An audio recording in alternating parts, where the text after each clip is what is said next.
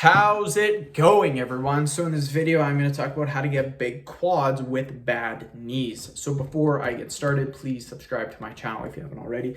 I do appreciate the support. It helps my channel grow. Click the bell notification button so you guys get all my newest vids. So you want to get big quads, you got bad knees. I was kind of similar to this, not with the bad knees, but with bad hips.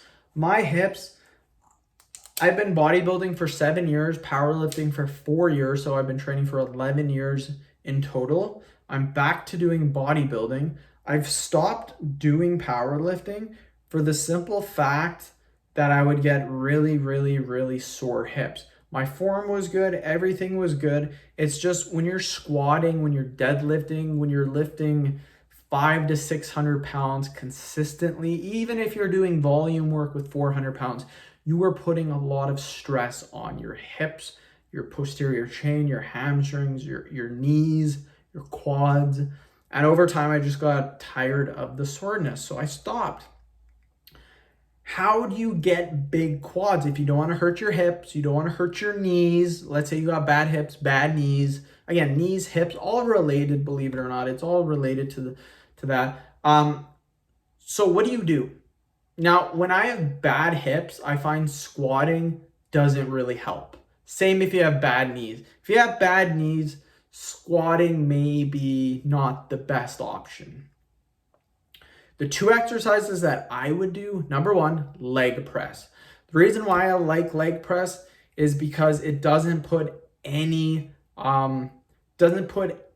pressure on the lower back. And believe it or not, again, your lower back, your hamstrings, your glutes, your hips, your knees, all of that's related. I have a friend, he thought he was having hip problems. It was actually a lower back problem. So, I mean, it's all related, you guys. The reason why I like leg press, it takes pressure off the back and it makes it easier to focus on your legs. Here's the thing about quads. In order to develop quads, we need some level of bend at the knees. Some. It doesn't have to be a huge amount, but there has to be some bend. So that's the thing that's good about leg press is you can kind of control how low you go. The same thing is said for the squat. You can control how low you go. It's just a lot harder because you really have to make sure everything's tight.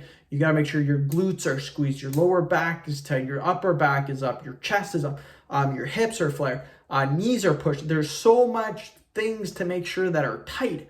Makes it a little bit hard to focus on the knees, making sure your knees are okay. So that's why I find leg press is better.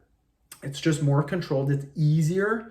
And I think it's good for people with bad knees. When I was having issues with my knees hurt for a little bit, a couple months. So I stopped squatting and that's exactly what I did. I leg pressed. Another one is leg extension. Again, you're not using as much weight and you can really control how far, how up or how much down you use. So it's really customizable. You can kind of control. And again, if you go up all the way and it starts hurting, then only go up 3/4 of the way. Just find something that doesn't hurt. End of video. Thank you so much for watching. Please subscribe to my channel. Click the bell notification button so you guys get all my newest vids.